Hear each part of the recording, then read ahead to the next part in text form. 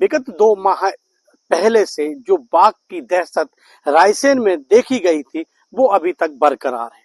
लगभग 2 महीने का समय हो चुका है और रायसेन के इस ऐतिहासिक किले को जो पर्यटक हैं उनके लिए पूरी तरह से प्रतिबंधित कर दिया गया है। ये बोर्ड लगा है, आप देख सकते हैं, इसमें लिखा है रायसेन किला पहुंच मार्ग, वाहन मार्ग, पैदल मार्ग, लेकिन नीचे लिखा है सावधान बाघ तेंदुआ विचरण क्षेत्र।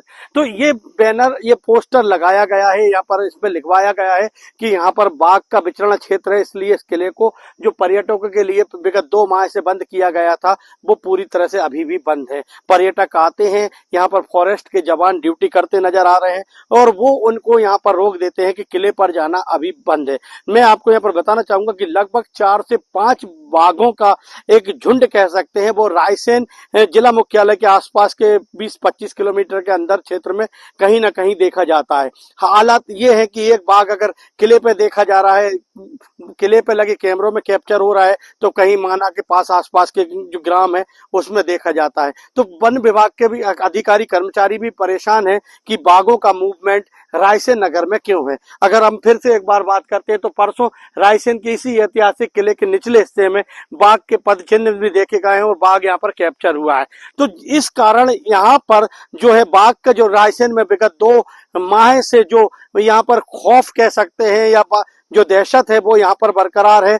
हमारे साथ यहाँ पर फॉरेस्ट के जवान मौजूद हैं, आइए हम उनसे बात करते हैं कि वो यहाँ पर ड्यूटी तो कर रहे हैं, कितनी उन्हें परेशानियों का इतनी गर्मी में इतनी कितना सामना करना पड़ रहा है और किस प्रकार के वो पर्यटकों को यहाँ समझा पा रहे हैं। सर, सब चूंकि लगभग 40 डिग्री तापमान और ऐसे में आप ड्यूटी कर रहे हैं, धूप में खड़े होकर पर्यटकों को समझा रहे हैं, क्या क्या परेशानियों का सामना करना पड़ा और कैसे समझा रहे हैं? फिर उनके सामने ये कहना पड़ता है कि भाई यहाँ बाघ का मूवमेंट है, किले पे जाना मना है और सामान वन मंडल से हम लोगों की ड्यूटी लगाई गई है। यहाँ तीन आदमी रहते हैं, तीनों आदमी एक गेट पे रहता है, एक बीच में, फर्स्ट पॉइंट मेरा ये है यहाँ पे।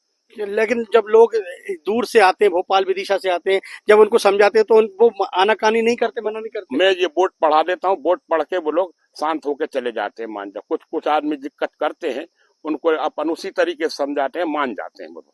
क्योंकि अगर वन विभाग की बात करते हैं तो वन विभाग ने पिंजरे भी लगाए थे बाघ को पकड़ने के लिए, लेकिन बाघ कैप्चर नहीं हो पा रहा है, पिंजरों में नहीं आ पा रहा है।